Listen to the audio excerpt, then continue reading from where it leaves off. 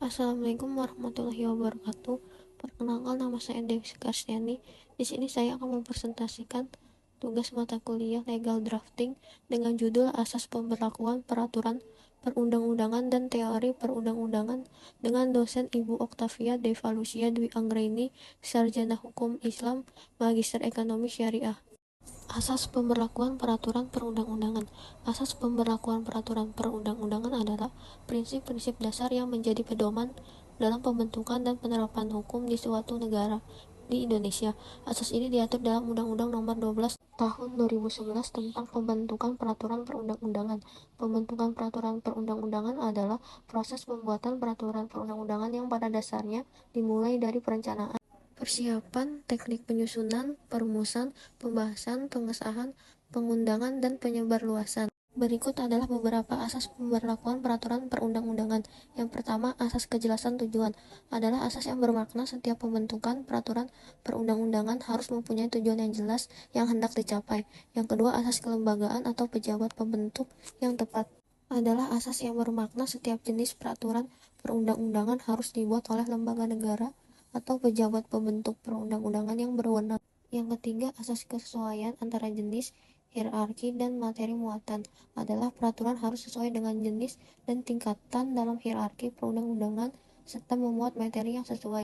Dan yang keempat, asas dapat dilaksanakan adalah peraturan harus bisa dilaksanakan secara efektif dan tidak memberatkan masyarakat atau tidak bertentangan dengan kemampuan yang ada.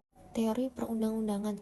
Teori perundang-undangan merupakan suatu peraturan tertulis yang memuat norma hukum yang mengikat secara umum dibentuk atau terbentuk oleh lembaga atau pejabat negara yang memiliki wewenang melalui prosedur yang diterapkan dalam peraturan perundang-undangan.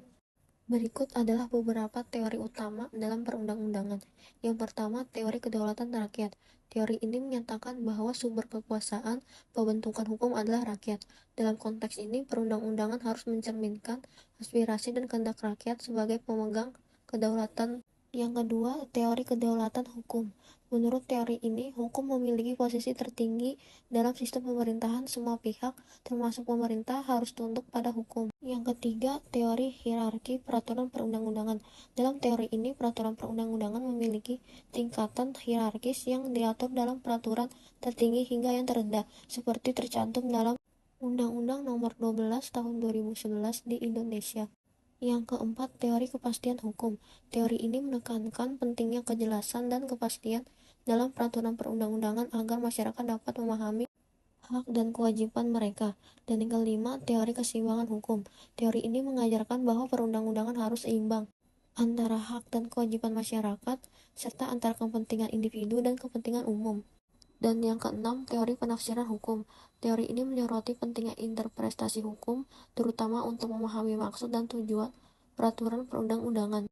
Teori-teori perundang-undangan ini berfungsi sebagai landasan dalam membangun sistem hukum yang adil dan efektif serta memberikan pedoman bagi para pembuat hukum dalam proses legislasi dan penegakan hukum di suatu negara.